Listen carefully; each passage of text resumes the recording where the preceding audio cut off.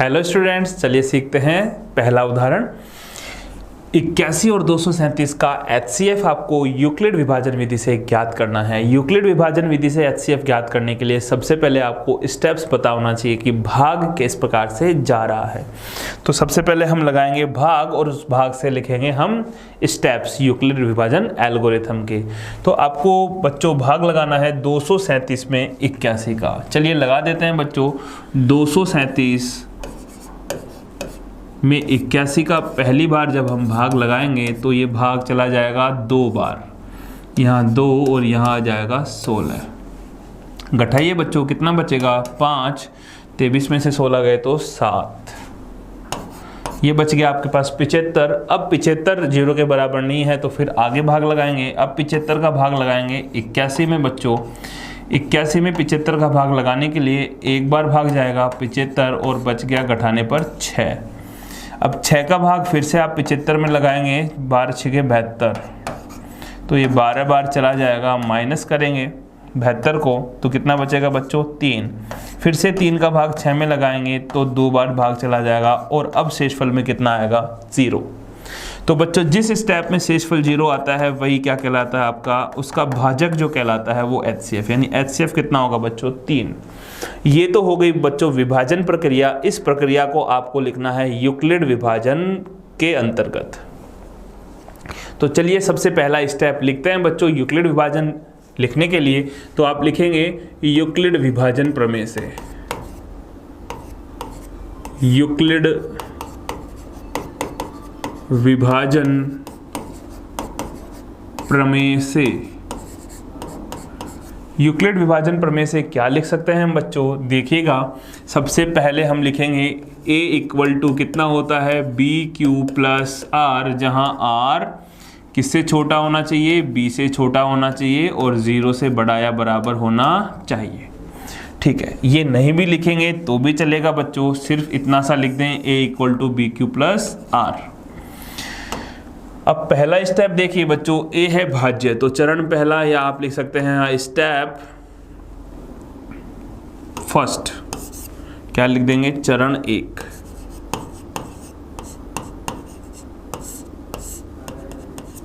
सबसे पहला भाग हमने लगाया 237 में। किसका भाग लगाया बच्चों 81 का। भाजक गुणा भागफल। भागफल कितना है बच्चों 2 और प्लस शेषफल में बच गया आपके पास 75। यहां लिख देंगे चूंकि R is not equal to 0, चूंकि शेषफल 0 के बराबर नहीं है, इसलिए फिर से हमें ये भाग प्रक्रिया दोहरानी पड़ेगी। अब हमारे पास भाज्य हो जाएगा 75 और भाज्य हो जाएगा 81 और भागफल हो जाएगा 75। तो चलिए ये जो दूसरा स्टेप है बच्चों, दूसरा स्टेप कौन सा है, ये वाला। ये जो भाग है ये सेकंड नंबर पे आएगा। उसके बाद जो 6 से भाग लगाया है वो थर्ड नंबर पे आएगा और ये चौथा स्टेप आएगा। 4 स्टेप लिखे जाएंगे बच्चों और ये है आपका पहला स्टेप। तो ये काम आपको करना है साइड में या पीछे रफ कॉपी पे आप कर सकते हैं और इसी को देख देख करके हम स्टेप लिखेंगे तो कभी भी गलती होने की संभावना नहीं रहेगी। चलिए दूसरा स्टेप लिखेंगे, स्टेप नंबर 2। तो अब आपको भाग लगाना है 81 में। तो ये हो गया है भाज्य बराबर भाजक है 75, एक बार भाग गया और प्लस शेषफल कितना बच गया बच्चों, शेषफल बच गया यहाँ पर 6। इस स्टेप में भी R 0 के बराबर नहीं है तो फिर से तीसरा चरण लिखना पड़ेगा आपको। तीसरे चरण में आपको 75 को भाज्य बना देना है, बराबर 6 से भाग लगाया 12 6 72 और शेषफल बच गया है 3। चूंकि यहाँ पर भी शेषफल 0 नहीं है तो फिर से एक बार और भाग लगाएंगे। अब भाग में क्या आएगा बच्चों, जो लास्ट स्टेप है देखिए, उधर से स्टेप देखिए, इधर से यूक्लिड विभाजन प्रमेय का लिखिए। तो यहाँ पर आपने भाग लगाया बच्चों 6 में। किस में भाग लगाया बच्चों 6 में। किसका, जो शेषफल बचा था 3। कितनी बार भाग गया 2 बार और प्लस 0। चूंकि इस पद में शेषफल का मान कितना आ गया 0, तो भाजक जिसका भाग लगाया, किसका भाग लगाया 3 का, जो B है A equal to BQ plus R, जो B है बच्चों वो क्या होगा आपका भागफल, ये HCF कहलाएगा। ये जो वैल्यू है भाजक की, जो वैल्यू है ये HCF कहलाएगी। तो डायरेक्ट आप क्या लिखेंगे, चूंकि यहाँ शेषफल 0 आ गया तो HCF बराबर क्या आ जाएगा 3। तो 237 और 81 का HCF 3 होगा और उसको यूक्लिड विभाजन प्रमेय के अनुसार आप इस प्रकार से 4 चरणों में लिख सकते हैं। और चरणों में लिखना ही बच्चों क्या कहलाता है?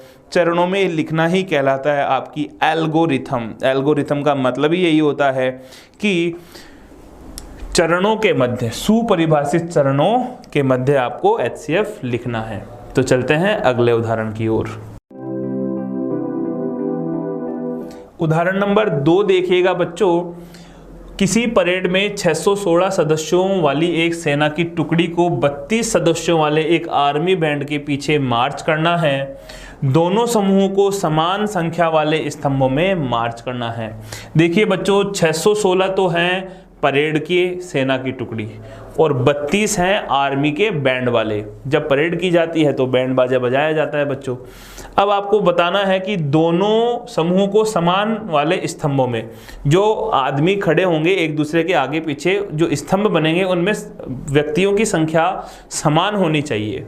तो ऐसे अधिकतम स्तंभ कितने, उन स्तंभों में अधिकतम संख्या ज्ञात कीजिए कि कितने जनों को एक स्तंभ में हम खड़ा कर सकते हैं ताकि 616 के और 32 सदस्यों वाले जो बैंड वाले हैं उनके बराबर बराबर संख्या में स्तंभ बनाए जा सके। तो बच्चों आपको ध्यान रखना है ऐसे प्रश्नों में जब जब आपसे अधिकतम पूछा जाए, क्या पूछा जाए बच्चों? अधिकतम। संख्या कीवर्ड पे ध्यान दीजिए बच्चों, की फैक्टर क्या है? अधिकतम। जब भी आपको अधिकतम पूछा जाएगा आपको HCF ज्ञात करना है बच्चों। क्या ज्ञात करना है? HCF। H का मतलब भी होता है हाईएस्ट कॉमन फैक्टर। हाईएस्ट का मतलब अधिकतम, ठीक है, महत्तम। तो बाद में क्वेश्चन से समझ में आ जाएगा, अधिकतम का मतलब महत्तम आपको ज्ञात करना है। तो चलिए आपको सबसे पहले हम लिखेंगे कि अधिकतम जो संख्या होगी वो 616 और 32 के महत्तम समापवर्तक यानी HCF के बराबर होगी। अब इन दोनों का HCF आप विभाजन प्रक्रिया या यूक्लिड विभाजन से भी लिख सकते हैं। तो सबसे पहले भाग लगा करके विभाजन प्रक्रिया से देखते हैं कि 616 में 32 का भाग कितनी बार जाता है। तो देखो 10 बार ये हो जाएगा 320 और 320 कितना हो जाएगा बच्चों? 640। लेकिन ये है 616 तो आई थिंक 19 बार ये भाग चला जाएगा। 19 को 32 से गुणा करेंगे तो आपको मिलेगा 300, 9 दूना 19 दूना 38, 308 बच्चों। कितना बचेगा? 308। 308 नहीं बच्चों, 608। 19 से कर रहे हैं, 9 से नहीं कर रहे हैं बच्चों। ये मिलेगा आपको 608। 19 गुणा 32 कर लीजिए बच्चों। 19 को 32 से गुणा करेंगे तो कितना आएगा? 608। वापस घटाएंगे हम तो कितना शेषफल बच रहा है बच्चों? 8 शेषफल बचेगा। आगे फिर से 32 में भाग देंगे। 8 का भाग 32 में, 8 चौक 32। ये चला गया 0 बार। तो HCF क्या आ गया बच्चों? ये जो भाजक है, देखिएगा बच्चों, जिस स्टेप में शेषफल 0 आ जाए उस स्टेप का भाजक क्या कहलाता है? HCF कहलाता है। इसको आप, ये तो हमने विभाजन प्रक्रिया से निकाला है, इसको आपको लिखना है यूक्लिड विभाजन एल्गोरिथम से। तो हम लिख सकते हैं, चूंकि यूक्लिड विभाजन एल्गोरिथम से, यूक्लिड विभाजन प्रमेय या एल्गोरिथम से आप क्या लिख सकते हैं? A बराबर BQ प्लस R। ठीक है बच्चों, तो चरण पहला क्या हो जाएगा? 616 बराबर 32 गुणा 19 plus 8, R not equal to 0। यहाँ शेषफल 0 नहीं है इसलिए विभाजन और दोबारा किया जाएगा। तो दूसरा स्टेप आ जाएगा, हमने 32 में भाग लगाना है। अब किसका बच्चों? शेषफल यानी 8 का। ये 8 चौक 32 4 बार चला गया है और शेषफल बच गया है 0। चूंकि यहाँ पर शेषफल कितना आ गया है? 0 आ गया है, तो भाजक यानी HCF कितना होगा? 8। ये हो गया इसका हल। ठीक है बच्चों, ध्यान ये रखना है कि जब भी आपको अधिकतम संख्या पूछी जा रही है किसी में भी तो आपको HCF निकालना है, अधिकतम या महत्तम। HCF highest common factor. चलते हैं अगले उदाहरण की ओर। वह सबसे बड़ी संख्या ज्ञात कीजिए जो 245 और 2053 को इस प्रकार विभाजित करती है कि प्रत्येक स्थिति में शेषफल 5 प्राप्त हो जाए। 245 में हम किसी संख्या का भाग लगाएं और शेषफल 5 आ रहा है तो कितनी बार भाग जाएगा बच्चों? 240 बार। ये तो बचपन वाली चीजें हो गई कि 245 में हमने किसी संख्या का भाग लगाया, मान लो किसी भी संख्या का भाग लगाया और शेषफल में कितना बच रहा है? 5 बच रहा है। शेषफल में कितना बच रहा है? 5। तो कितनी बार भाग गया होगा? 240 बार। 240 बार पूरा पूरा भाग जाएगा, ये पता लग गया हमें। इसी प्रकार 2053 में भी 5 शेषफल बचेगा तो संख्या कितनी हो जाएगी? 2048। 5 माइनस करेंगे तो संख्याएं क्या क्या हो जाएंगी बच्चों आपकी? 245 माइनस 5। इसका मतलब एक संख्या तो है 240 जिसमें पूरा पूरा भाग जा रहा है किसी संख्या का, वह संख्या तो ज्ञात करनी है। और एक संख्या है 2053, इसमें भी 5 शेषफल बच रहा है तो ये बच जाएगा 2048। ये दो संख्याएं ऐसी हैं 240 और 2048 जिसमें वह बड़ी से बड़ी संख्या ज्ञात करनी है जिसका भाग लगाने पर पूरा पूरा भाग चल जाए। ठीक है बच्चों, 5 शेषफल तो 245 में बच रहा था, 5 शेषफल को हटा दिया तो अब कितना बच गया? 240। इसी प्रकार 2053 बच रहा था, 2053 में भाग लगाने से 5 शेषफल बच रहा था तो 2048 में तो पूरा पूरा भाग जाएगा ही जाएगा। वह बड़ी से बड़ी संख्या, तो ये तो परिभाषा है बच्चों मैसे की। मैसे क्या होता है? वह बड़ी से बड़ी संख्या, हाईएस्ट कॉमन फैक्टर, वह सबसे बड़ा उभयनिष्ठ गुणनखंड जिसका दोनों संख्याओं में भाग चला जाए।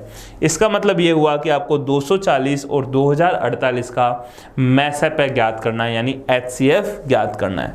तो सबसे पहले तो हम ज्ञात करेंगे इसका HCF और फिर उसको लिखते हैं यूक्लिड विभाजन के चरणों में।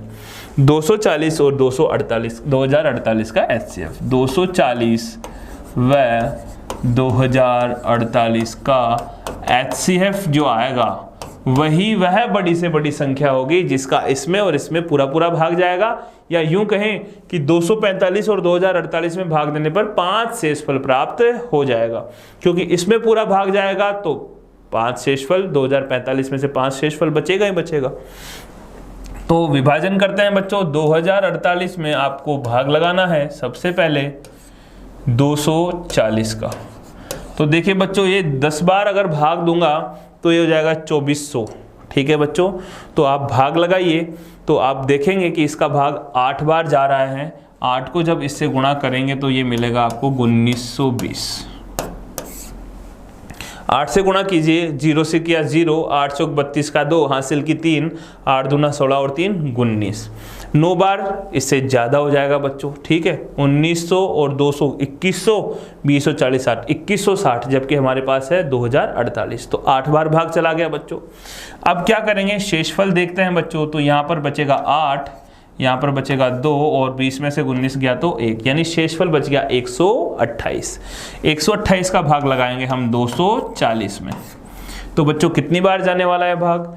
डबल करेंगे तो ये 256 हो जाएगा, तो एक ही बार भाग जाएगा। एक बार हमने भाग लगा दिया 128 में, 128 बार, तो कितना बचेगा बच्चों? यहाँ से देखिए, ये बच जाएगा 2, ये हो गया 3, 3 में से 2 गया तो 1, और यहाँ पर भी बच गया 1, तो ये बचेगा बच्चों 112। फिर आपको क्या करना है? 112 का भाग लगाना है बच्चों, ध्यान से समझिएगा। फिर आपको 112 का भाग लगाना है। किस में भाग लगाएंगे बच्चों? अब की बार जो पिछले भाजक था, यानी 128 में। 128 में 112 का भाग लगाएंगे तो कितनी बार जाएगा? 1 बार। कितना बचा बच्चों? शेषफल को यहाँ लिख देते हैं हम। तो ये बच रहा है बच्चों 128 में से 112 घटाएंगे तो ये बच गया 16। फिर 16 का भाग लगाएंगे 112 में तो ये पूरा पूरा चला जाएगा, 16 संते 112। कितना आ गया बच्चों? 0। तो ये 16 जो भाजक था इस वाले स्टेप में, यही क्या होगा? आपका HCF कहलाएगा। मतलब वह बड़ी से बड़ी संख्या 16 है जिसका 245 और 2053 में अगर भाग लगाएंगे तो प्रत्येक स्थिति में 5 शेषफल बचेगा, और 240 और 2048 में भाग लगाएंगे तो पूरा पूरा भाग चला जाएगा। अब देखिए बच्चों, कितने स्टेप हो गए हैं डिवाइड के, भाग के, हमने कितने स्टेप किए हैं। देखिए बच्चों, ये था आपका पहला स्टेप जिसमें आपने 2048 में 240 का भाग लगाया था और 128 शेषफल बचा था। फिर ये था दूसरा स्टेप कि 128 का भाग लगा दिया 240 में, 112 शेषफल बच गया। फिर आया तीसरा स्टेप जिसमें हमने 112 का भाग लगाया 128 में। फिर आया चौथा स्टेप कि हमने 16 का भाग लगाया 112 में और HCF आ गया 16। तो चलिए बच्चों, इन चारों को यूक्लिड विभाजन प्रमेय के अनुसार किस प्रकार से आप चरणबद्ध कर सकते हैं, इनको आपको साइड में करना है और देखते हैं कि किस प्रकार से यूक्लिड विभाजन प्रमेय का लिखी जाएगी। तो चलिए, सबसे पहले हमने जो भाग लगाया बच्चों वो देखिए, वो क्या था, 240 में हमने 2048 का भाग लगाया था। तो चरण पहला, यहाँ तो आप लिखेंगे यूक्लिड विभाजन प्रमेय या एल्गोरिथम से क्या होती है, ये होता है A = BQ + R। ठीक है बच्चों, तो चरण पहला लिखते हैं। सबसे पहला स्टेप हमने भाग लगाया 2048। किस में लगाया बच्चों, 2048 में। भाग यहाँ पर लगाया गया है, आप यहाँ से चेक कर सकते हैं बच्चों आसानी से। 2048 भाज्य बराबर भाजक गुणा भागफल प्लस शेषफल। तो हमने भाग लगाया है 240 का, 8 बार भाग गया था बच्चों। देखिए उधर भागफल में 8 लिखा हुआ है और शेषफल में 128 बच गया है, तो प्लस में कितना आ जाएगा, 128। देखिएगा बच्चों, ये आ गया आपका भागफल। यहाँ पर चूंकि R ≠ 0, यहाँ लिखेंगे आप, चूंकि शेषफल 0 के बराबर नहीं है, फिर से हमें भाग प्रक्रिया दोहरानी पड़ेगी और दूसरे स्टेप में हमने भाग लगाया है 240 में 128 का बच्चों। तो अब 240 में भाग लगाएंगे 128 का, ये एक ही बार भाग गया है बच्चों और प्लस में 112 शेषफल बच गया है। अभी भी R ≠ क्या है, 0। तो फिर से भाग प्रक्रिया दोहरानी पड़ेगी बच्चों। और अब आप बिना देखे भी लिखना सीख गए होंगे आई थिंक। देखिए तीसरा स्टेप जो आप लिखेंगे, अब किस में भाग लगाएंगे, 128 में। जो भाजक था उसको भाज्य बना दीजिए, जो शेषफल आया उसको भाजक बना दीजिए। 128 में आपने 112 का भाग लगाया, एक बार चला गया और आपके पास बच गए हैं प्लस में शेषफल 16। अभी भी R ≠ 0 है। तो बच्चों अब आपको 112 में भाग लगाना है। अगर आपको ये समझ में नहीं आता है तो आप इधर से देख सकते हैं, हमने 112 में भाग लगाया है 16 का, 7 बार भाग चला गया है। तो इसी को हमें यूक्लिड के स्टेप में लिखना है। आपको 112 में भाग लगाया है 16 का, 16 संते 112 प्लस शेषफल कितना बच गया है, 0। चूंकि बच्चों देखिए चौथे स्टेप में शेषफल कितना आया है, 0। जब शेषफल 0 आ जाएगा तो उस संख्या में उस पद का जो भाजक होता है, b की जो वैल्यू होती है, A = BQ + R। A = क्या होता है बच्चों, A = BQ + R। तो ये जो Q है, ये जो B है, माफ कीजिएगा, ये जो B है यही आपका HCF कहलाता है। कौन से पद में, जिसमें R बराबर क्या हो जाए, 0 हो जाए। तो R बराबर यहाँ 0 हो गया है, तो ये जो 16 है ये आपका HCF कहलाएगा। HCF बराबर 16। तो बच्चों ये था आपका उदाहरण जिसमें हमने आपको बताना था कि वह बड़ी से बड़ी संख्या ज्ञात कीजिए। 12 नहीं बच्चों, 16। HCF कितना हो जाएगा बच्चों आपका, 16। तो प्रश्न ये था बच्चों कि वह बड़ी से बड़ी संख्या ज्ञात कीजिए जिसमें 245 और 2053 में भाग लगाएं और प्रत्येक स्थिति में 5 शेषफल प्राप्त हो। तो पहले तो 5 को हटाया, हमें वो संख्या चाहिए जिसमें पूरा पूरा भाग जाए।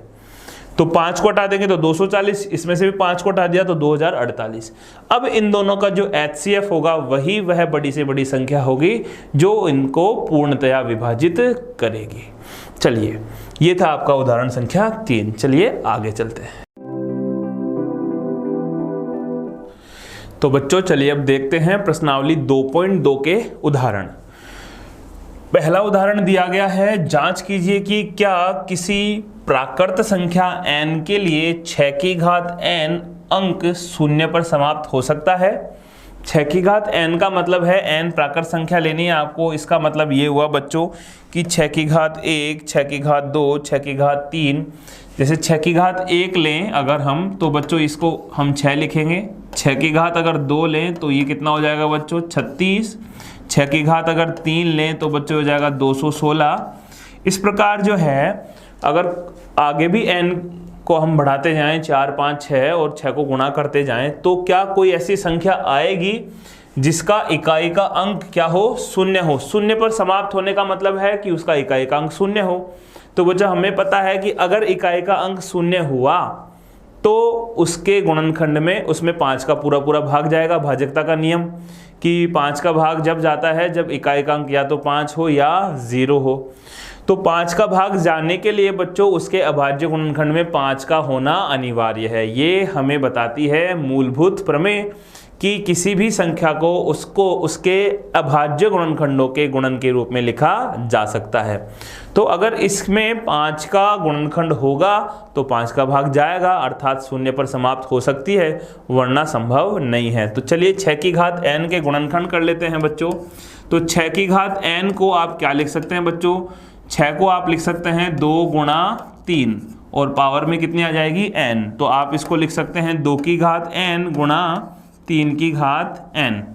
बच्चों 0 पर समाप्त होने के लिए यहाँ 2 के साथ साथ आपको 5 भी चाहिए होता है। 5 दूना 10, तभी तो इकाई का अंक 0 बनेगा। लेकिन कभी भी n के किसी भी मान के लिए यहाँ पर अभाज्य गुणनखंड में 5 तो आएगा ही नहीं। तो हम लिखेंगे चूंकि अभाज्य गुणनखंड में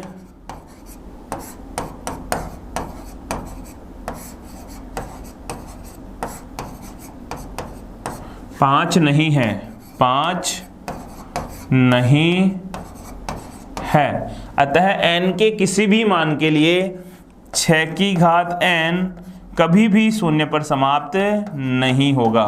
0 पर समाप्त नहीं होगा। 0 पर समाप्त होने के लिए बच्चों क्या चाहिएगा? 0 पर समाप्त होने के लिए आपको उस संख्या में 5 का भाग जाएगा ही जाएगा जो 0 पर समाप्त हो रही है।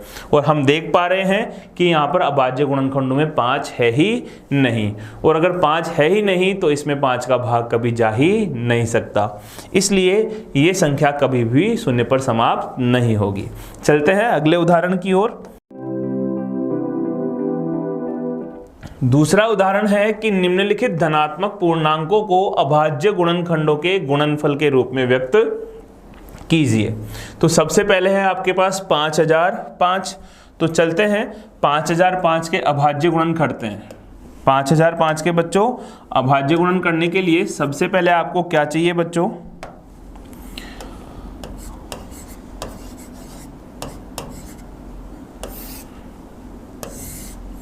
सबसे पहले हम अभाज्य संख्या 2 का भाग लगाएंगे।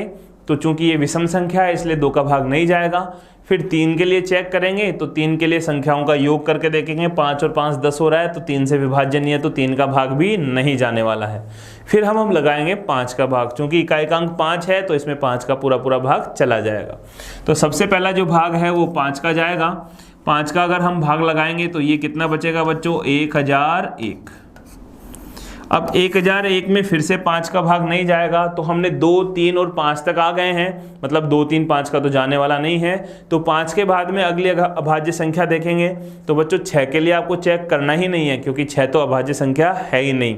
6 का मतलब 2 गुणा 3, तो 2 और 3 का नहीं जा रहा, तो 6 का तो संभावना ही नहीं है, और 6 का हम भाग भी नहीं लगाते हैं, क्योंकि हम यहाँ पर सिर्फ कौन से गुणनखंड देखने वाले हैं बच्चों? अभाज्य गुणनखंड। तो सिर्फ आपको अभाज्य संख्याओं का ही भाग देना है। ठीक है बच्चों। तो देखिए 1001 में फिर 5 के बाद में अगली अभाज्य संख्या आती है 7। 7 का भाजकता का नियम हमने पहले भी डिस्कस किया है कि जो इकाई का अंक है, अंतिम अंक है, उसको 2 गुना करके शेष अंकों में से घटा लीजिए। 1 का 2 गुना 2 और बच गया 100। 100 में से 2 को घटाएंगे तो कितना बचेगा? 98। और 98 7 का गुणज है बच्चों। 98 में 7 का भाग जाता है, 14 संते 98। ठीक है बच्चों। तो 1001 में भी 7 का भाग जाने वाला है। तो चलिए 7 का भाग लगाते हैं सबसे पहले। तो 1 में जाएगा नहीं, 10 में लगाएंगे। 10 में एक बार चला गया, 7 एकम 7। 3 शेषफल बचेगा बच्चों। 3 के आगे 0 लिखा हुआ है तो ये कितना हो जाएगा? 30।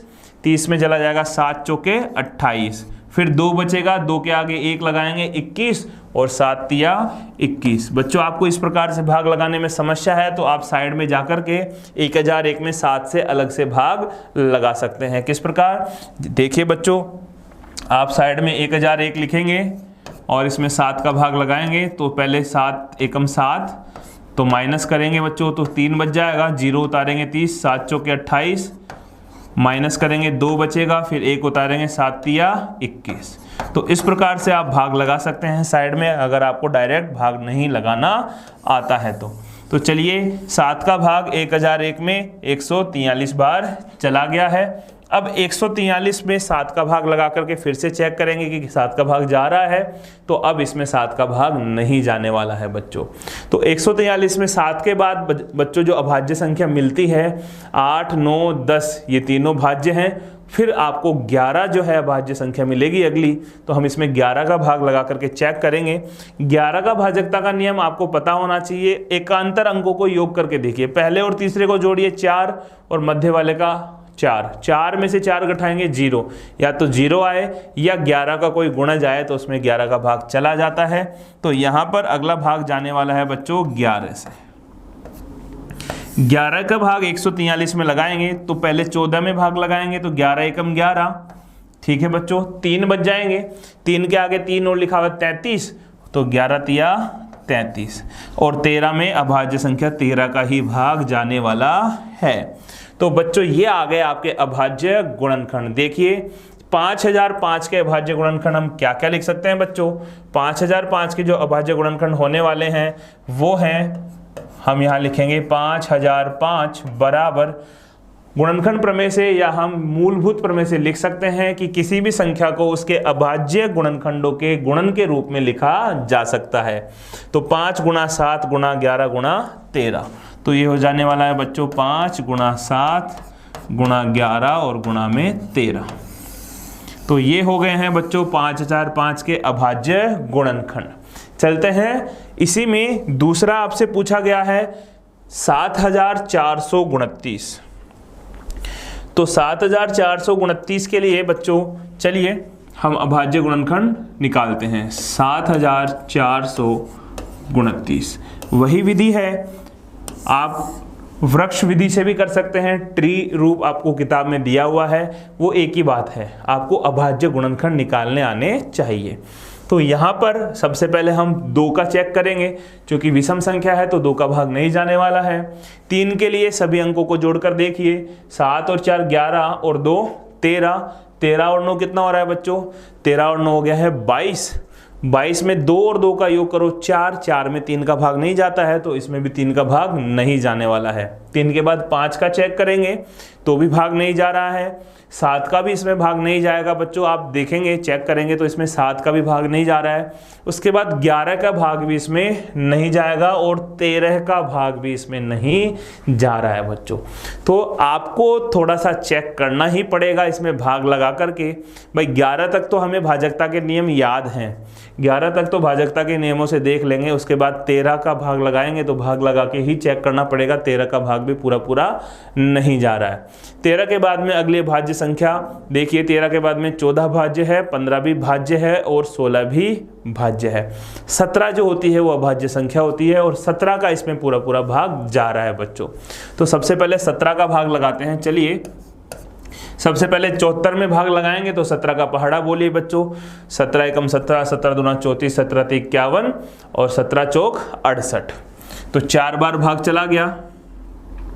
74 में से इधर लिख लीजिए बच्चों, 74 में से 68 घटाएंगे तो 74 में से 68 जाएंगे तो कितना बचेगा बच्चों 6। 6 के आगे अंक कौन उतारेंगे 2, तो कितना हो जाएगा 62। अब 62 में जब 17 का भाग लगाएंगे तो 3 ही बार जाने वाला है, 17 तिया 51। ठीक है बच्चों, अब 62 में से 51 घटा लीजिए। अगर आपको डायरेक्ट मन में दिमाग में इतनी कैलकुलेशन नहीं हो पाती है तो साइड में लिख लीजिए 7 4 दोनों भाग 17। बच्चों हमारा उद्देश्य है अभाज्य गुणनखंड निकालना, तो गलती नहीं करनी है, चाहे हमें कितना ही कार्य लिख करके करना पड़े। तो सबसे पहले 17 चौक 68, 6 बच गया, ये बच गया 62, तो अब 3 बार ही भाग जाएगा। 17 तिया 51, 11 बच जाएगा 9, 17 संते 119। 17 का पहाड़ा आपको आना चाहिए। तो कितनी बार भाग चला गया बच्चों 437 बार। अब 437 में 17 का वापस से चेक करते हैं कि क्या दोबारा भी जा रहा है, तो इसमें दोबारा नहीं जाएगा। 17 के बाद अगली संख्या आती है 19। 19 का पहले चेक करेंगे कि जाएगा या नहीं जाएगा, जा रहा है तो फिर पूरा पूरा भाग लगाएंगे। तो चलिए अब जो आपके पास मिला है ये तो हो गया 17 का, ये तो कंप्लीट हो गया। इसके बाद 437 में 19 से चेक करना है, तो लगाइए 437 में 19 का भाग कि जाता है या नहीं जाता है। 19 का भाग लगाएंगे तो 19 दूना 38, माइनस करेंगे 5, 7 उतारेंगे, 19 तिया 57, पूरा पूरा चला गया बच्चों। इसका मतलब 437 में 19 का भाग चला जाएगा। कितनी बार जा रहा है बच्चों भाग? 23 बार भाग जा रहा है। तो यहाँ 23, और 23 में 23 खुद अभाज्य संख्या है, तो 23 में 23 का ही भाग जाने वाला है, और यहाँ पर कितना बच जाएगा? 1।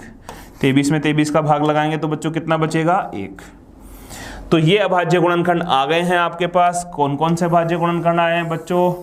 बहुत बड़े बड़े गुणनखंड आए हैं, आपको चेक ही करना पड़ेगा भाग लगा करके। भाजकता के नियम सबको पता होने चाहिए।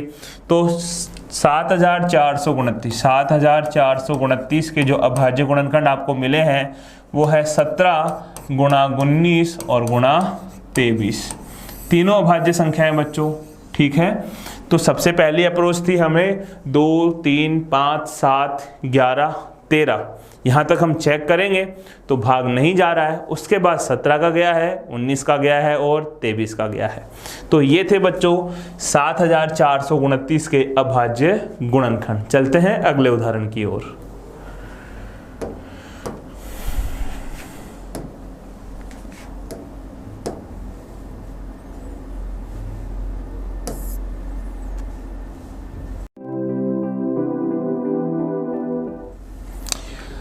उदाहरण नंबर 3 है बच्चों, अभाज्य गुणनखंडन विधि द्वारा 144, 180 और 192 के एचसीएफ और एलसीएम ज्ञात कीजिए।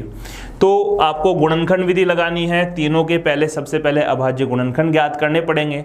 उसके बाद हमें इनका एचसीएफ भी लिखना है और एलसीएम भी लिखना है। तो चलिए सीखते हैं। सबसे पहली संख्या है आपके पास 144। तो सबसे पहला जो अभाज्य गुणनखंड करेंगे हम बच्चों किसका करने वाला है? 144 का। तो बहुत ही आसान होने वाला है बच्चों। ये सम संख्या है, तो सबसे पहले 2 का भाग चला जाएगा, 7 दूना 14 और 2 दूना 4। फिर 2 आ गया तो फिर 2 का भाग चला जाएगा, 3 दूना 6, 1 बच गया 12, तो ये हो गया 36। 36 दूना 72। उल्टा भी चेक कर सकते हैं आप, गलती नहीं करनी है बच्चों। देखो भाग लगाने का क्या तरीका है, पहले 7 में लगाएंगे तो 3 दूना 6, 7 में से 6 जाएगा तो 1 बचेगा, आगे 2 है तो 1 और 2 कितना हो गया? 12। आगे अगला अंक उतारते हैं ना बच्चों, तो 12, और 12 में 2 का भाग 6 बार चला जाएगा। 36 में फिर से 2 का भाग लगाएंगे बच्चों, तो 36 में 2 का भाग लगाएंगे तो ये आ जाएगा 18। फिर से 2 का भाग लगाएंगे, ये बचने वाला है आपके पास 9। फिर से 2 का भाग लगाएंगे, 2 का भाग अब नहीं जाएगा बच्चों, ध्यान दीजिए। तो फिर से अब हम 3 का भाग लगाएंगे, 3 तिया 9, और 3 में 3 का भाग लगाएंगे 1। जब तक भाग लगाएंगे जब तक कि नीचे 1 ना आ जाए। तो 144 के गुणनखंड क्या क्या मिल गए हैं बच्चों आपको? 144 के गुणनखंड आपको मिल गए हैं 2 गुणा 2 गुणा 2 गुणा 2। तो 2 कितनी बार आ रहा है? 1, 2, 3 और 4 बार। इसका मतलब 2 की घात 4 गुणा 3 की घात 2। 3 2 बार आया है तो 3 की घात कितना हो गया बच्चों? 2। तो ये हो गए आपके पास 144 के अभाज्य गुणनखंड। इसके बाद बच्चों चलते हैं हम दूसरा संख्या जो आपको दे रखी है 180। 180 के अभाज्य गुणनखंड करते हैं बच्चों। तो ये हो गया आपका 180। गुणनखंड विधि से गुणनखंड करने हैं आपको, तो 2 का भाग लगाएंगे 9 और 0, फिर 2 का भाग लगाएंगे तो आ जाएगा 45। फिर से 2 का भाग अब जाएगा नहीं, तो 2 के बाद अभाज्य संख्या 3 के लिए चेक करते हैं बच्चों। 5 और 4 9 हो रहा है, 3 का गुणज है तो 3 का भाग चला जाएगा, 15 तिया 45। 15 में भी 3 का भाग जाएगा, 5 तिया 15, और 5 में फिर 5 का एक बार चला जाएगा। तो बच्चों 180 के भाज्य गुणनखंड क्या क्या आ गई हैं? देखिए 2 की घात 2, 3 की घात 2 और 5। तो ये हो गया है 2 की घात 2 गुणा 3 की घात 2 और गुणा में 5। तो ये हो गए 180 के अभाज्य गुणनखंड। तीसरी संख्या आपको दी गई है 192। तो देखिए बच्चों तीसरी संख्या 192 है, तो 192 के अभाज्य गुणनखंड आपको देखने हैं। तो सबसे पहले सम संख्या है, 2 का भाग लगाएंगे तो 9 दूना 18, 1 बच गया, आगे लगा देंगे 12, 6 दूना 12। तो ये बच जाएगा 96। 96 में फिर से 2 का भाग लगाएंगे तो 4 दूना 8, 1 बच गया और 8 दूना 16, तो ये बन जाएगा 48। आसानी से आप धीरे धीरे भाग लगाइए। फिर से 2 का भाग लगाएंगे तो ये बन जाएगा 2 और ये आ गया है 4। समझ में आ रहा होगा बच्चों।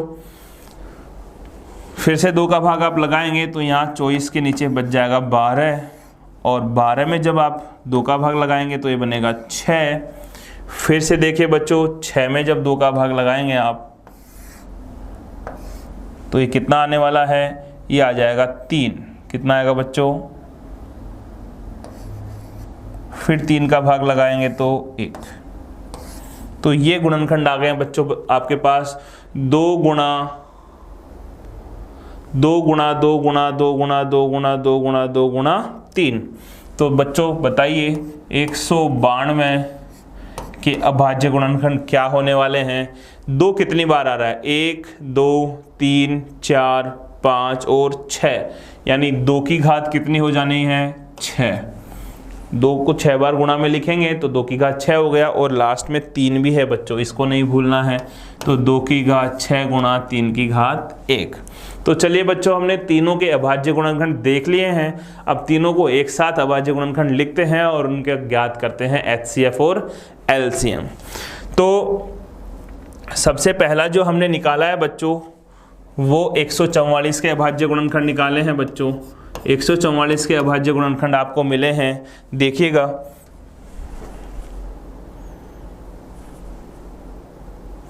एक 144 के गुणनखंड मिले हैं आपको 2 की घात 4 और 3 की घात 2। तो यहाँ लिख लेते हैं 2 की घात 4 और गुणा 3 की घात 2।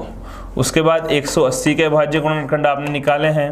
तो 180 के अभाज्य गुणनखंड क्या आए हैं बच्चों, 180 के अभाज्य गुणनखंड आए हैं 2 की घात 2, 3 की घात 2 और 5। 2 की घात 2 गुणा 3 की घात 2 और गुणा में 5। और लास्ट जो है 192, तो 192 के अभाज्य गुणनखंड बच्चों 2 की घात 6 गुणा 3। देखिए बच्चों ये रहा आपका 192 का गुणनखंड, ये है 2 की घात 6 गुणा 3। हमने इनको अभाज्य गुणनखंडों के रूप में लिख लिया है बच्चों। अब आपको LCM और HCF निकालना है। LCM यानी लघुत्तम समापवर्तक। LCM में क्या कौन कौन से गुणनखंड लिए जाते हैं बच्चों, तो आपको दिमाग में ये बिठा लेना है कि LCM में आपको सभी गुणनखंडों की उच्चतम घातें लेनी होती हैं। हाँ बच्चों सभी गुणनखंडों की, चाहे वो उभयनिष्ठ हो और चाहे से उभयनिष्ठ ना हो। तो देखिए सबसे पहले यहाँ पर 2 की उच्चतम घात कितनी आ रही है बच्चों, 2 की उच्चतम घात आ रही है 6। तो LCM में हम 2 की उच्चतम घात यानी 6 ले लेंगे। फिर 3 की घात देखेंगे तो 3 की घात यहाँ पर 1 है, यहाँ पर 2 है और यहाँ पर 2 है। तो उच्चतम घात 3 की कितनी है बच्चों, 2। और फिर 5 भी लेंगे बच्चों, सभी गुणनखंड लेंगे, चाहे से वो उभयनिष्ठ हो चाहे से ना हो। तो 5 की घात 1 भी यहाँ पर ली जाएगी। तो ये आ गया है बच्चों आपका LCM यानी लघुत्तम समापवर्तक। अब आपको HCF भी ज्ञात करना है। इसी में HCF होता है महत्तम समापवर्तक, और महत्तम समापवर्तक में इसका नाम अंग्रेजी में अगर आप देखेंगे तो फिर समझ में आ जाएगा, हाईएस्ट कॉमन फैक्टर। आपको कॉमन फैक्टर लेने हैं बस, जो उभयनिष्ठ हो, जो सर्वनिष्ठ हो। तो HCF की परिभाषा इस प्रकार से हम याद रखेंगे कि HCF यानी मैसे में कौन से अभाज्य गुणनखंड लिए जाएंगे बच्चों, हम लेंगे सिर्फ सर्वनिष्ठ गुणनखंडों की न्यूनतम घातें, क्योंकि जो कॉमन होगी वही लेंगे। देखिए बच्चों यहाँ दो जो है 4 बार है, यहाँ 2 बार है और यहाँ 6 बार है। तो उभयनिष्ठ कितनी बार आएगा, 2 बार ही आएगा। न्यूनतम घात देखिए बच्चों 2 की घात 2, तो ये हो गया 2 की घात 2 गुणा, और कोई उभयनिष्ठ है, हाँ बच्चों 3 भी उभयनिष्ठ है। 3 की न्यूनतम घात हम HCF में रखेंगे 1। 3 1 बार है, यहाँ पर 2 बार है, यहाँ पर 2 बार है, यहाँ पर। तो उभयनिष्ठ यानी सर्वनिष्ठ जो सभी में हो, जितनी बार सभी में हो, तो 1 बार तो सब में है ही है। तो 3 को 1 ही बार हम लेंगे। 5 यहाँ तो है लेकिन न तो यहाँ है न ही यहाँ है, तो 5 जो है उभयनिष्ठ नहीं हुआ। तीनों में उभयनिष्ठ होना चाहिए जो HCF में लिया जाएगा। तो सिर्फ HCF में इतना ही आने वाला है। ये हो गया 2 की घात 2 4 और 4 तिया 12। तो HCF तो हो जाएगा बच्चों 12। इनको आप गुणा करके लिख देंगे तो ये आ जाएगा LCM का मान। तो समझ में आया बच्चों किस प्रकार से हम गुणनखंडन विधि से तीनों संख्याओं का हमने देखो अलग अलग करके गुणनखंड ज्ञात किए हैं, 192 का, 180 का और 144 का। ये गुणनखंड हमने ज्ञात किए हैं, फिर तीनों की घातों को हमने एक साथ लिख लिया है ताकि एक ही जगह सब कुछ आ जाए। अब हम 2 की घात, 3 की घात और 5 की घात उच्चतम घातों को अगर लेंगे सभी गुणनखंडों की तो वो एलसीएम होगा, और सिर्फ उभयनिष्ठ गुणनखंडों की न्यूनतम घातों को लेंगे तो वो एचसीएफ कहलाएगा। तो ये था आपका उदाहरण नंबर 3। चलते हैं आगे। अगला उदाहरण है बच्चों पूर्णांकों के युग्म। युग्म में कौन कौन है बच्चों? 510 और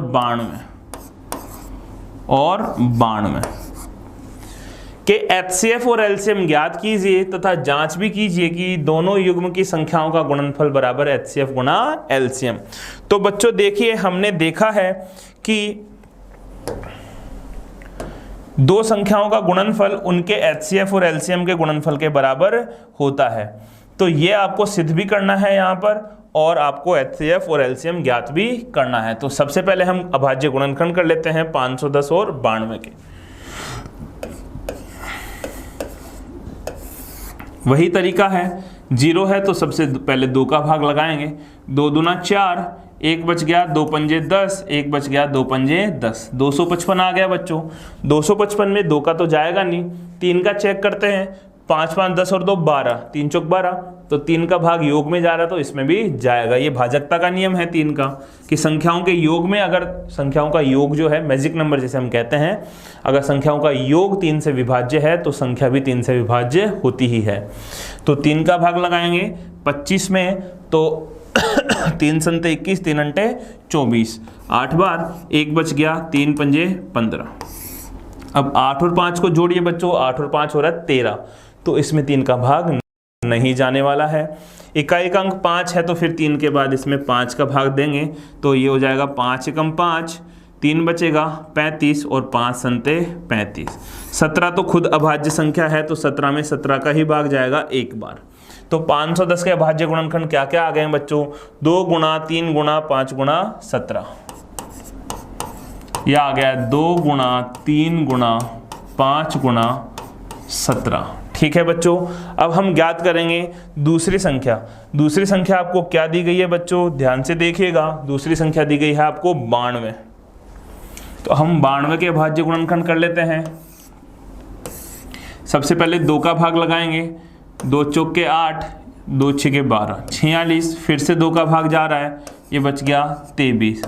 फिर इसमें 23 खुद अभाज्य संख्या है तो एक बार ही 23 का भाग जाएगा। तो 92 के जो अभाज्य गुणनखंड आए हैं बच्चों वो आ गए हैं 2 की घात 2, या हम इसको 2 गुणा 2 भी लिख सकते हैं, या 2 की घात 2 गुणा 23। ठीक है बच्चों, तो दोनों के गुणनखंड लिख देते हैं। 92 के गुणनखंड आ गए हैं 2 की घात 2 गुणा 23, और 510 के गुणनखंड आ गए हैं बच्चों 2 गुणा 3 गुणा 5 गुणा 17। 2 गुणा 3 गुणा 5 गुणा 17, ये अभाज्य गुणनखंड आ गए हैं बच्चों। तो चलिए अब इनसे हम निकालते हैं एलसीएम और एचसीएफ।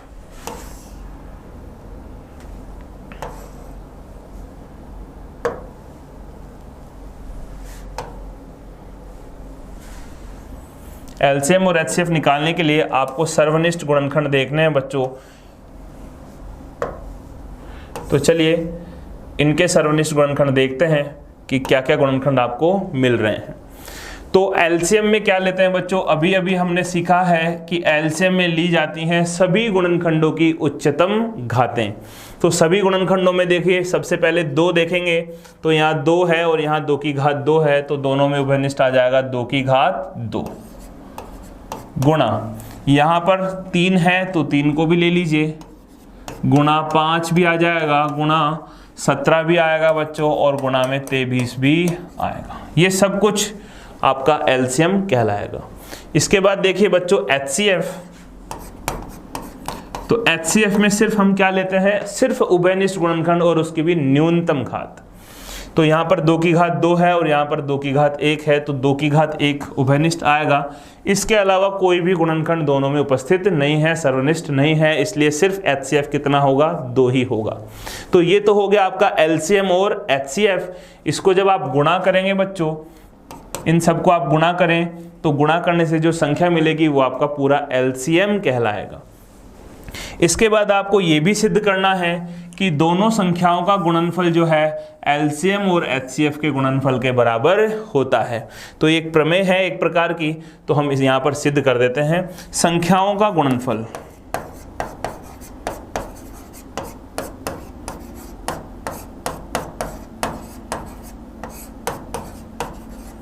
संख्याओं का जो गुणनफल है बच्चों वो कितना आने वाला है। संख्या है आपके पास 510 और 92, 510 गुणा 92।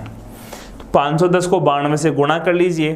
तो 510 को 92 से गुणा करेंगे बच्चों तो कितना आने वाला है, देखिए यहाँ आ जाएगा 510 और हम इसको 092 लिख करके ऊर्ध्व तिर्यक से भी आप गुणा कर सकते हैं। बच्चों वैदिक गणित का थोड़ा सा उपयोग कीजिए।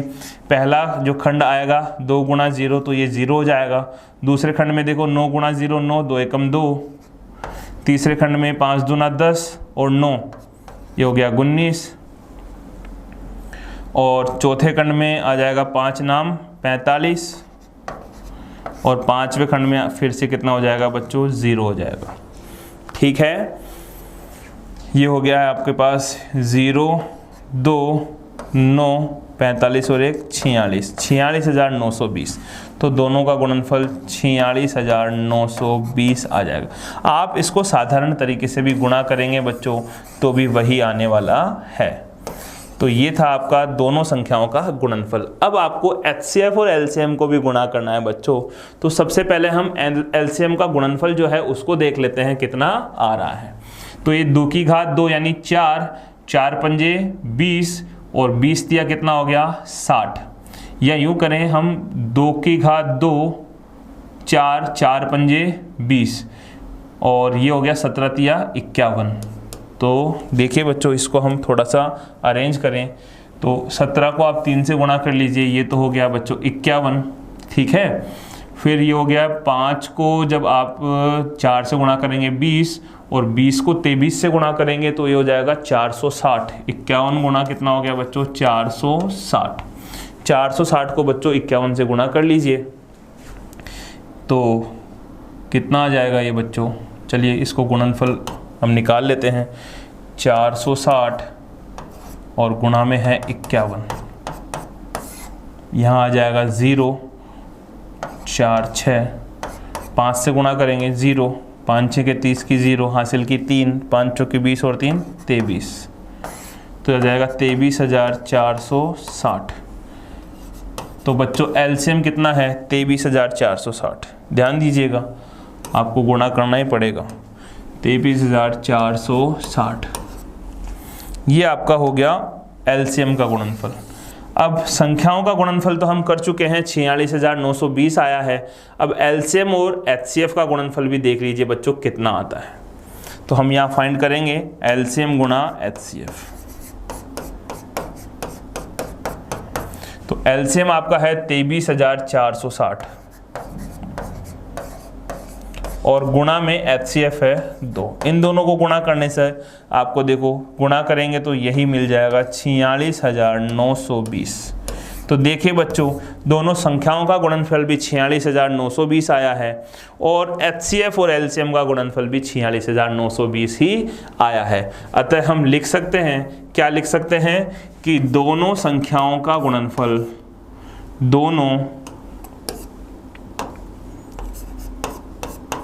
दोनों संख्याओं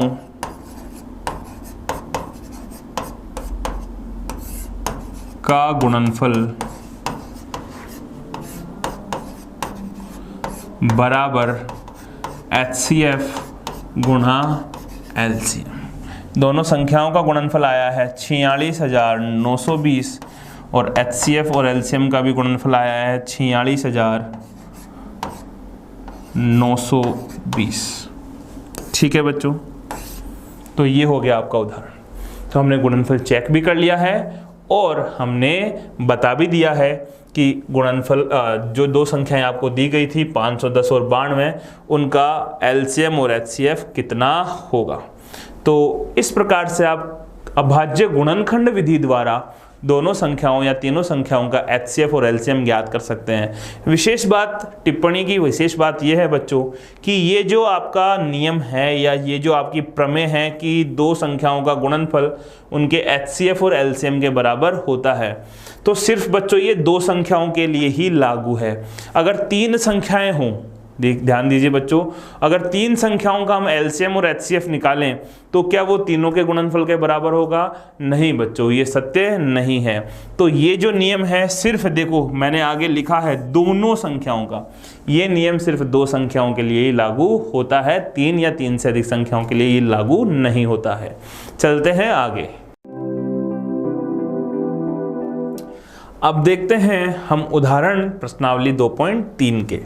तो प्रश्नावली 2.3 से पहले जो उदाहरण दिए गए हैं, तो उदाहरण नंबर 1 है कि सिद्ध कीजिए 7√5 एक अपरिमेय संख्या है। तो बच्चों हमने अपरिमेयता के प्रमाण जो हम प्रमेय वाले सेक्शन में देख चुके हैं, तीन प्रकार के प्रमाण हमने देखे हैं।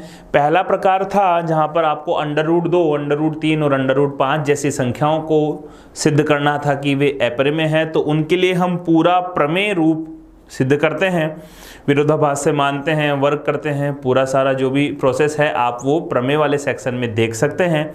इसके बाद दूसरा टाइप ये होता है कि जहाँ पर एक परिमेय और एक अपरिमेय संख्या का गुणनफल के रूप में दिया गया है, और तीसरा टाइप दो अपरिमेय संख्याओं जोड़ और बाकी के रूप में दे रखी हो। तो सेकंड टाइप है, इसको हम थोड़ा शॉर्ट में, शॉर्ट का मतलब है कि जो पहला प्रमाण है हम जानते हैं कि √5 तो अपरिमेय है। अब 7√5 अपरिमेय होगा या परिमेय, इसको प्रमाण सिद्ध करने के लिए हम √5 को अपरिमेय मान करके ही चलेंगे, और इसका प्रमाण हम इसी से सिद्ध करने वाले हैं। तो चलते हैं इसको सिद्ध करते हैं। तो सबसे पहले विरोधाभास से ही आपको सिद्ध करना होता है। तो हम मान लेंगे बच्चों विरोधाभास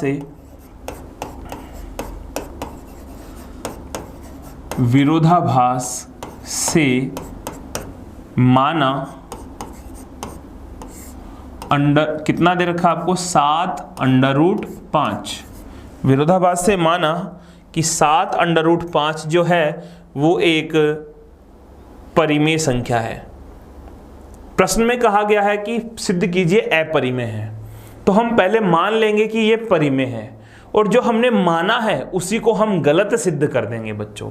तो जो माना है वो गलत हो जाएगा, तो फिर क्या कह देंगे हम कि 7√5 अपरिमेय है। तो हम मान लेते हैं कि 7√5 कैसी संख्या है बच्चों? परिमेय संख्या है, परिमेय संख्या है। और परिमेय संख्या है तो इसे P/Q के रूप में लिखा जा सकता है।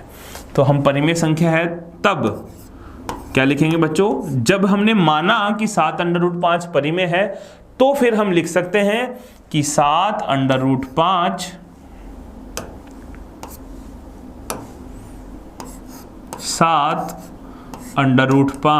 बराबर P/Q, जहां Q not equal to 0, Q तो 0 के बराबर नहीं हो सकता, और P व Q क्या है बच्चों?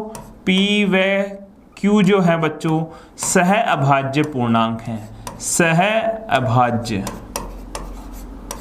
पूर्णांक है। सह अभाज्य का मतलब हम प्रमेय में सीख चुके हैं कि ऐसे पूर्णांक जिनके बीच में कोई भी उभयनिष्ठ सर्वनिष्ठ गुणनखंड ना हो सिवाय एक के। तो चलते हैं इसको सिद्ध करते हैं बच्चों। अब आपको इस प्रकार की यानी सेकंड टाइप वाले जो सिद्ध करने वाले हैं अपरिमेयता के प्रमाण, उसमें क्या करना है कि परिमेय संख्या को एक तरफ रखना है और अपरिमेय संख्याओं को एक तरफ रखना है। तो हम √5 को इधर रख लेते हैं, 7 को वज्र गुणा से कहाँ भेज देंगे? Q के पास में। यहाँ गुणा में है तो ये चला जाएगा भाग में, तो इधर बच गया √5 बराबर P/7Q। अब देखिएगा बच्चों, चूंकि P/7Q, P भी पूर्णांक है, 7 भी पूर्णांक है और Q भी पूर्णांक है, और पूर्णांक में पूर्णांक का जब भाग लगाते हैं तो वो एक क्या होता है? परिमेय संख्या होती है। तो हम यहाँ लिखेंगे, ये जो कथन है यही बहुत महत्वपूर्ण है बच्चों, ये कथन लिखना अनिवार्य है। हम लिखेंगे यहाँ पर P Q व 7, या आप इस प्रकार से भी लिख सकते हैं, अंश को एक साथ लिख दीजिए और हर को एक साथ लिख दीजिए। P और 7Q दोनों क्या हैं? दोनों पूर्णांक हैं। कैसे हैं? पूर्णांक हैं। और अगर पूर्णांक हैं तो P बटा 7Q एक परिमेय संख्या होगी, एक परिमेय संख्या होगी।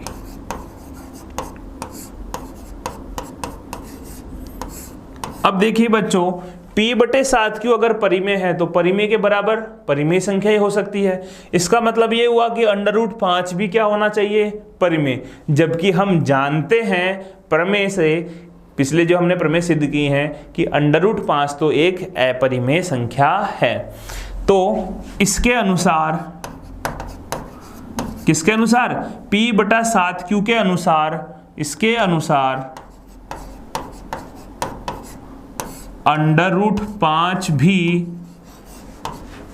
परिमेय होना चाहिए। √5 भी एक परिमेय संख्या होनी, √5 भी परिमेय संख्या होनी चाहिए।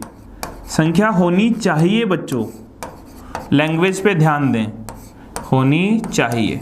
इस चैप्टर में लिखने का ही तरीका आना चाहिए बच्चों, आपको लिखना आना चाहिए, आपको लिखना पड़ेगा आपको।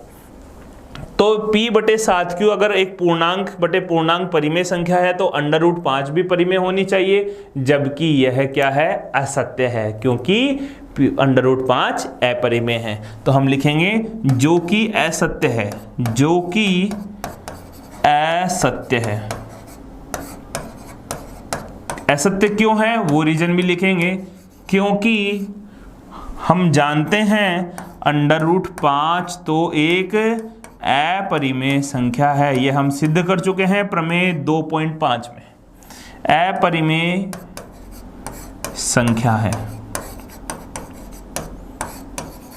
अब देखो, ये तो कह रहा है कि √5 परिमेय होना चाहिए, और हम जानते हैं कि √5 अपरिमेय है। इसका मतलब क्या हुआ? जो हमने कल्पना की थी बच्चों, जो परिकल्पना हमने की थी शुरू में, ये वाली बच्चों, ये वाली परिकल्पना क्या है? इसका विरोधाभास हो गया, इसका कॉन्ट्राडिक्शन हो रहा है।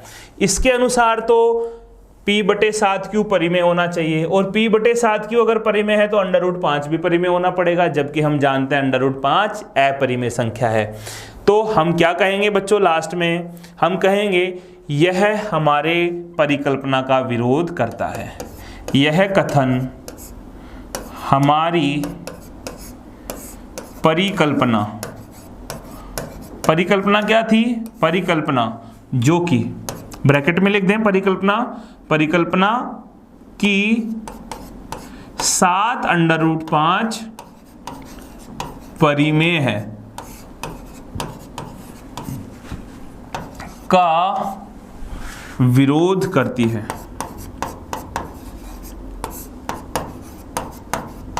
ये हो गया विरोधाभास। हमने शुरू में लिखा था विरोधाभास, तो विरोधाभास का मतलब ये है कि प्रश्न में हमने ऐसी सिचुएशन ला करके खड़ी कर दी कि एक तरफ तो कह रहा है कि √5 जो है वो परिमेय होना चाहिए, और हम जानते हैं कि √5 अपरिमेय है। तो जो हमने सोचा था शुरू में वो बिल्कुल क्या है? गलत है। तो हम लिखेंगे हमारी परिकल्पना गलत है, हमारी परिकल्पना पूर्णतया गलत है। हमारी परिकल्पना क्या है? कि 7√5 परिमेय है। ये गलत हो गया। गलत है तो इसका मतलब क्या हुआ? अर्थात 7√5 एक परिमेय नहीं, कैसी होगी? अपरिमेय संख्या होगी।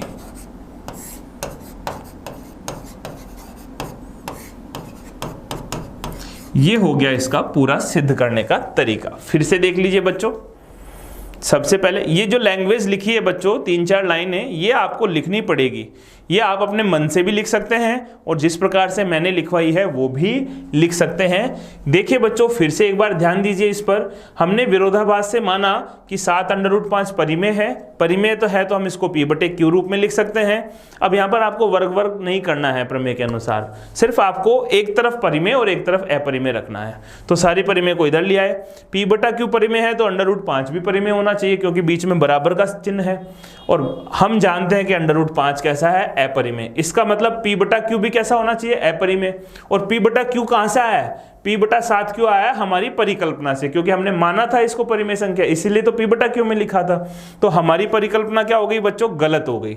हमारी परिकल्पना थी कि 7√5 परिमेय है, ये असत्य हो गई, असत्य हो गई, इसका विरोध हो गया, ये गलत हो गया, ये गलत हो गया। तो परिकल्पना का उल्टा, यानी हमने माना था 7√5 परिमेय है, वो तो हो गया गलत, तो फिर 7√5 क्या होगा, अपरिमेय होगा। ठीक है बच्चों, तो ये थी आपको 7√5 को सिद्ध करने का तरीका। अब देखते हैं अगला उदाहरण।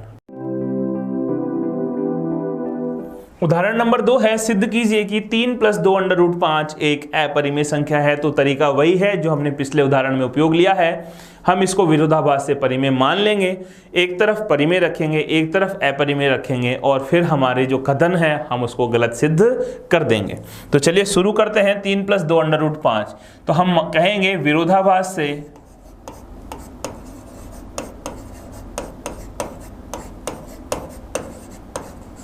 माना, क्या मानेंगे बच्चों,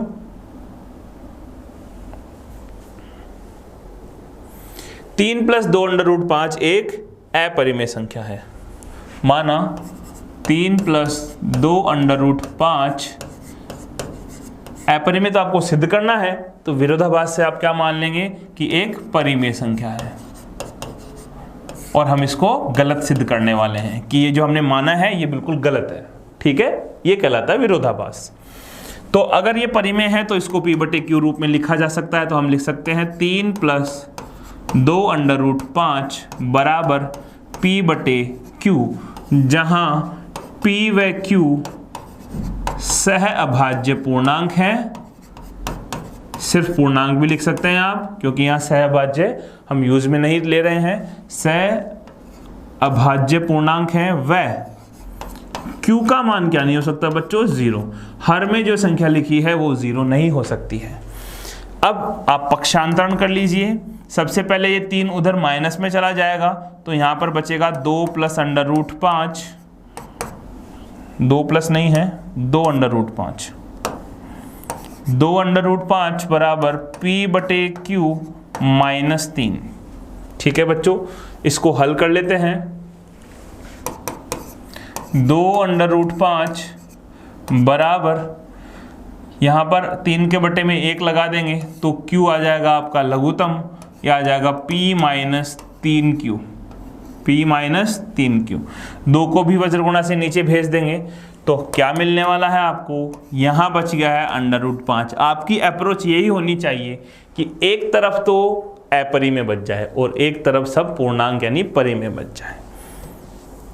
यहाँ आ जाएगा p-3q/2q।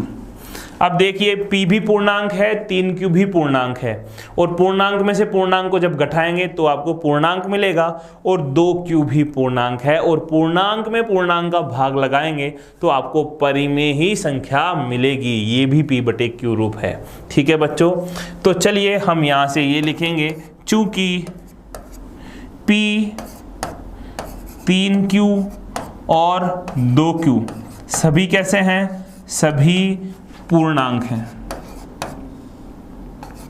सभी पूर्णांक हैं, और ये सभी पूर्णांक हैं तो p-3q/2q, ये जो पूरा आपका RHS है ये एक परिमेय संख्या होगी। कैसी संख्या होगी बच्चों, परिमेय संख्या होगी। अब वही सेम लैंग्वेज आपको लिखनी है। अगर ये परिमेय संख्या है तो इसके अनुसार √5 भी परिमेय होना चाहिए। तो हम लिखेंगे इसके अनुसार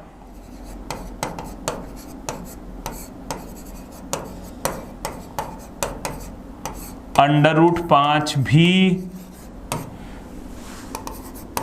परिमेय होना चाहिए, जो कि असत्य है, जो कि क्या है, असत्य है। असत्य क्यों है? क्योंकि हम जानते हैं, या हम लिख सकते हैं क्योंकि प्रमेय 2.5 से जो हमने सिद्ध की है, प्रमेय 2.5 या 2.4 जो भी है, 2.5 है, 2.4 तो √2 वाली है, 2.5 से √5 एक अपरिमेय संख्या है।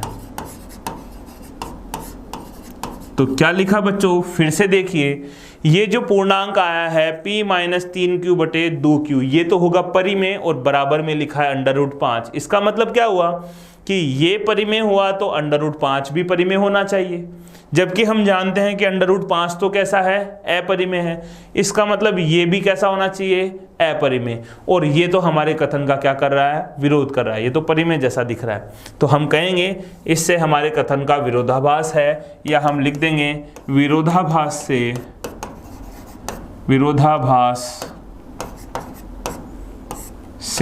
हमारी परिकल्पना, हमारा जो अजम्पशन था शुरू में, परिकल्पना क्या है, ब्रैकेट में आप लिख करके दिखाइए कि हमारी परिकल्पना है कि क्या था बच्चों, ये था 3 + 2 √5, 3 + 2 √5। देखिए बच्चों, ये था 3 + 2 √5।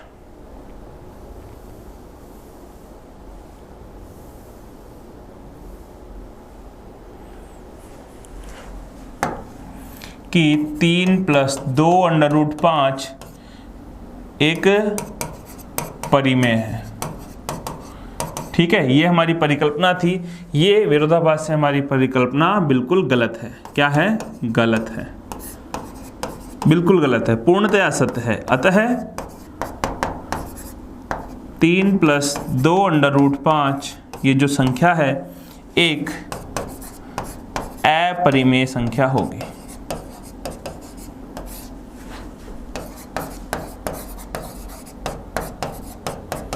ऐसा क्यों लिखा है बच्चों? क्योंकि हमने माना था कि यह परिमेय है, वो तो हो गया गलत। अब परिमेय गलत हो गया तो क्या बचा? अपरिमेय बचा। तो इसे कहते हैं विरोधाभास से अपरिमेयता का प्रमाण। चलिए अगले प्रश्न की ओर। तीसरा उदाहरण देखते हैं बच्चों। दर्शाइए कि √2 + √5 एक अपरिमेय संख्या है। तो ये टाइप थर्ड हो गया बच्चों। टाइप फर्स्ट जिसमें सिंगल √2, √3, √5, √7 दिया गया होता है। टाइप 2 जो हमने पिछले दो उदाहरण में देखे, 3 + √5 या 2 √5, 7/√5, इस प्रकार के। अब ये बच गया बच्चों टाइप 3 जहां पर 2 अंडर जोड़ या बाकी में आपको दिए गए हैं, जैसे √a + √b या √p - √q। इस प्रकार के सवालों को किस प्रकार से हल करेंगे बच्चों? तो ये तीसरा टाइप है। यहाँ पर हल करने के लिए बच्चों आपको कुछ एक्स्ट्रा अप्रोच लगानी पड़ेगी। तो अप्रोच वही है विरोधाभास से। देखिए बच्चों, हल विरोधाभास से माना √2 + √5 एक परिमेय संख्या है और हम इसको गलत सिद्ध करने वाले हैं। जो हमने माना है उसी को हम गलत सिद्ध कर देंगे। ठीक है बच्चों, अगर ये परिमेय संख्या है तो इसको आप √2 + √5 को p/q, बच्चों आप p/q की जगह a/b, r/s कुछ भी ले सकते हैं। p और q तो पूर्णांक होने चाहिए, जहां p व q पूर्णांक हैं, या हम कहें सह अभाज्य पूर्णांक हैं बच्चों। पूर्णांक के साथ में अगर सह अभाज्य शब्द लगाएंगे तो और अच्छा लगेगा। ठीक है बच्चों, कैसे? सह अभाज्य, यानी जिनमें एक के अलावा कोई अन्य गुणनखंड नहीं हो और q का मान 0 नहीं होना चाहिए। ये दोनों इंफॉर्मेशन हमने लिख दी। अब क्या करना है बच्चों?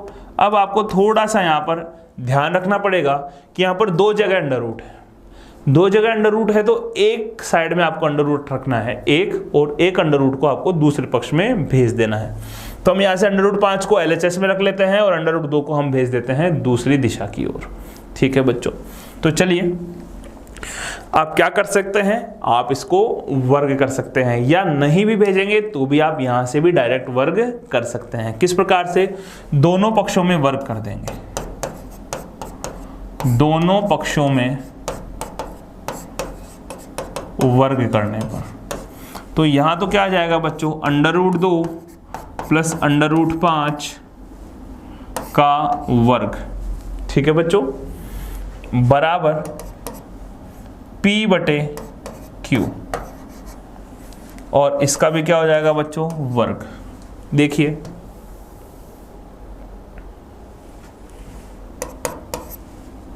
इसका वर्ग करेंगे तो ये खुलेगा आपका a² plus b² plus 2ab से।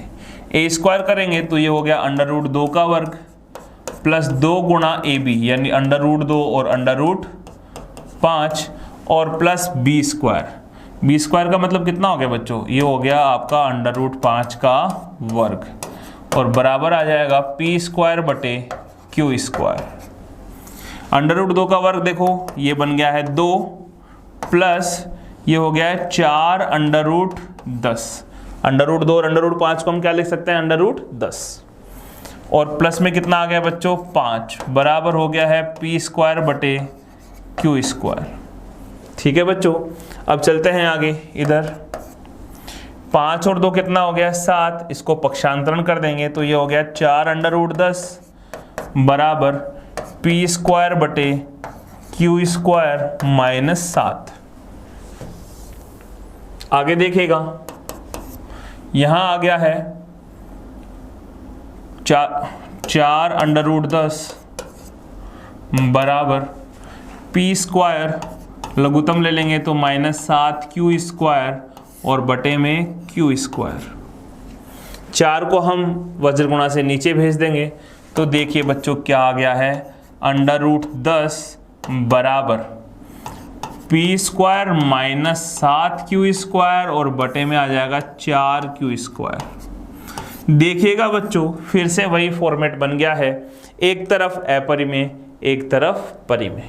हम लिखेंगे p² 7 q² और 4 q², तीनों पूर्णांक हैं और पूर्णांक बटे पूर्णांक परिमेय होता है, जबकि हम जानते हैं कि अंडर रूट 10 कैसा है, अंडर रूट 10 अपरिमेय होगा, क्योंकि अंडर रूट 10 के टुकड़े अंडर रूट 2 गुणा अंडर रूट 5 दोनों अपरिमेय हैं, तो वो ये भी अपरिमेय होगा। तो चलिए इसको आगे हल कर लेते हैं। हम लिखेंगे, अब बस आपको कथन लिखना है। कथन लिखना बहुत ही महत्वपूर्ण है बच्चों। किस प्रकार से लिखा जाएगा सीखिए। हम लिखेंगे चूंकि p² 7 q² और 4 q², ये ऊपर दोनों माइनस में है, सभी पूर्णांक हैं, पूर्णांक में से पूर्णांक घटाया, पूर्णांक बटे पूर्णांक तो परिमेय हो गया, तो ये सब क्या है, पूर्णांक है।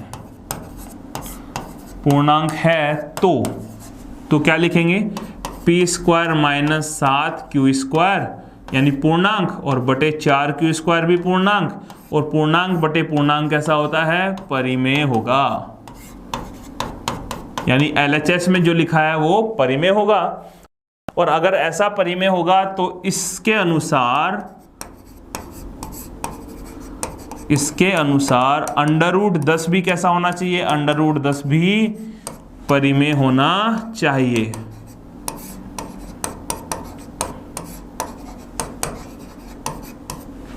जो कि असत्य है, गलत है, जो कि असत्य है, क्योंकि हम जान चुके हैं कि अंडर रूट 10, क्योंकि हम जानते हैं कि अंडर रूट 10 तो कैसा है बच्चों, अपरिमेय है।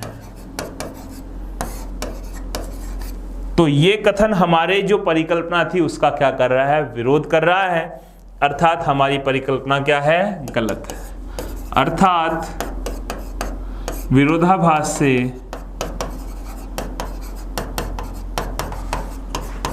हमारी परिकल्पना क्या थी, हमारी परिकल्पना थी बच्चों कि under root 2 plus under root 5 एक परिमेय संख्या है। तो आप ब्रैकेट बनाकर उसको लिख सकते हैं। हमारी परिकल्पना बिल्कुल गलत है। अतः √2 प्लस √5 जो परिकल्पना हमने परिमेय माना था वो तो गलत हो गया। तो अब क्या होगा कि यह अपरिमेय संख्या होगी।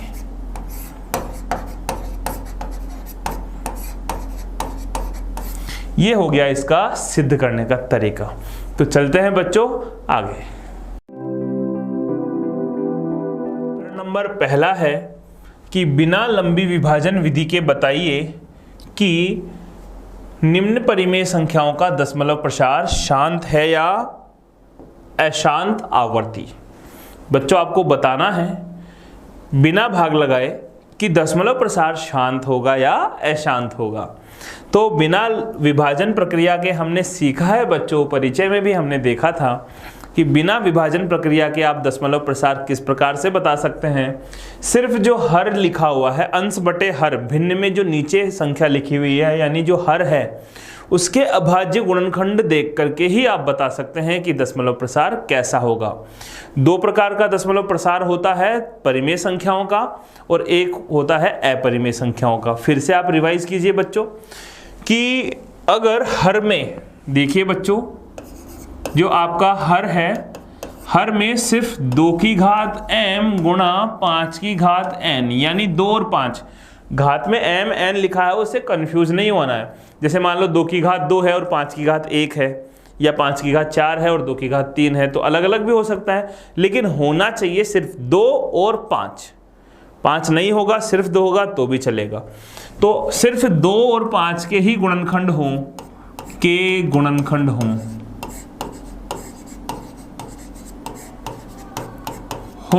तो दशमलव प्रसार कैसा होता है बच्चों? दशमलव प्रसार शांत होता है। दशमलव प्रसार होता है शांत। कब होता है शांत? जब जो हर में संख्या लिखी हुई है उसके गुणनखंड में, उसके अभाज्य गुणनखंड में सिर्फ और सिर्फ, केवल और केवल 2 या 5 के ही गुणनखंड आए। और दूसरा कि 2 की घात m गुणा 5 की घात n के अलावा अन्य अभाज्य गुणनखंड हों, अन्य गुणनखंड हों। अब 2 और 5 के अलावा अन्य अभाज्य गुणनखंड क्या क्या हो सकते हैं बच्चों?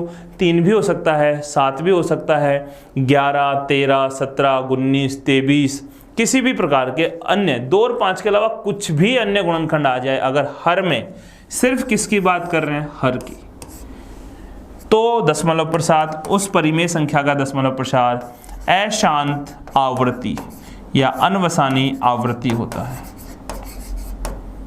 खत्म तो नहीं होता है, लेकिन किसी निश्चित संख्या या निश्चित संख्याओं का पैटर्न जो है वो बार बार रिपीट होता है। और अपरिमेय संख्याएं, अपरिमेय संख्याओं का दशमलव प्रसार तो अनवसानी अनावर्ती होता है, यानी अशांत अनावर्ती, ना तो खत्म होता है और ना ही शांत आवर्ती होती है। तो उसकी तो हम बात नहीं कर रहे हैं, सिर्फ हम बात कर रहे हैं परिमेय संख्याओं की, क्योंकि यहाँ पर सभी p/q के रूप में दिए गए हैं। तो सबसे पहला देखते हैं बच्चों, पहले के हर में कितना लिखा हुआ है? 8। 8 के अभाज्य गुणनखंड करेंगे तो आपको मिलेगा 2 गुणा 2 गुणा 2 यानी 2 की घात 3।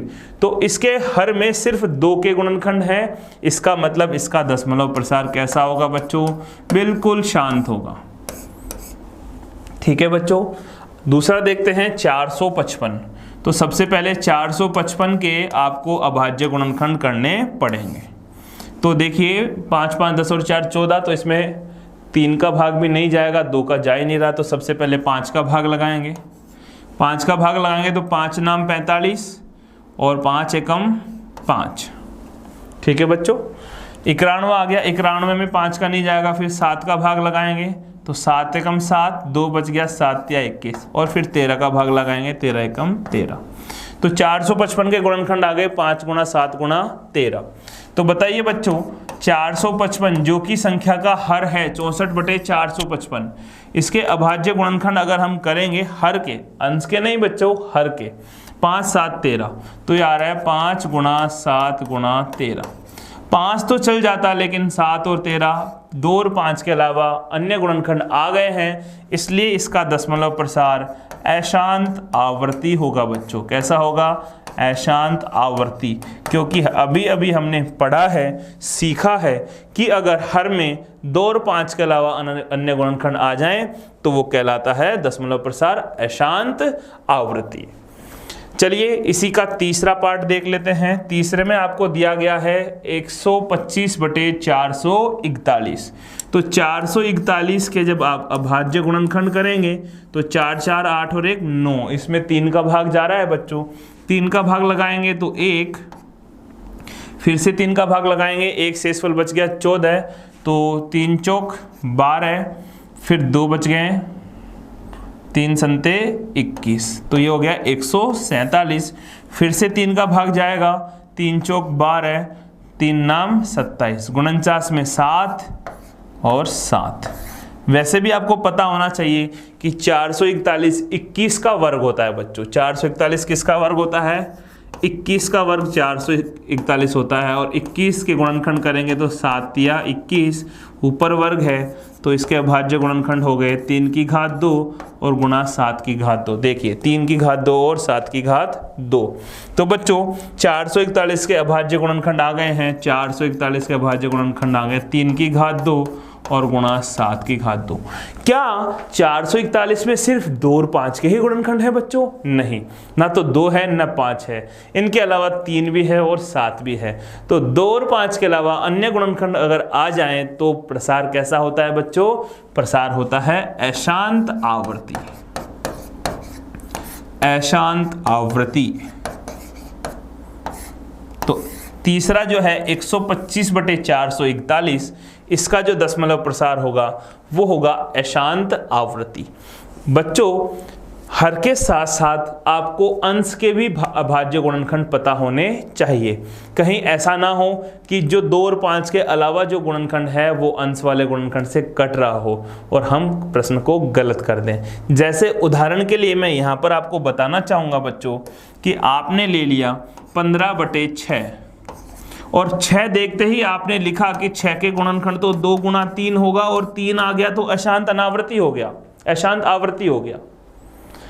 लेकिन बच्चों आप देखेंगे कि ऊपर 15 को जब आप गुणनखंड करेंगे तो 5 गुणा 3 और ये 3 से 3 यहाँ पर कटने वाला है बच्चों और ये है 5/2 और 5/2 का प्रसार कैसा होगा? शांत होगा बच्चों, क्योंकि हर में सिर्फ 2 है।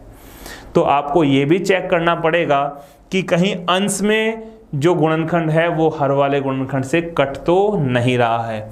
तो यहाँ पर 125, 64 और 17 में कोई ऐसा गुणनखंड नहीं है जो नीचे वाले गुणनखंडों से कट रहा हो। तो ये थे आपके दशमलव प्रसार चेक करना। इसके बाद आप इसको दशमलव रूप में भी लिख सकते हैं, नीचे 2 और 5 की घातों को समान बना करके। समान बनाने के लिए जितनी घातें कम पड़ रही हैं उतनी घातों से आप ऊपर नीचे गुणा भाग कर सकते हैं। तो चलते हैं आगे।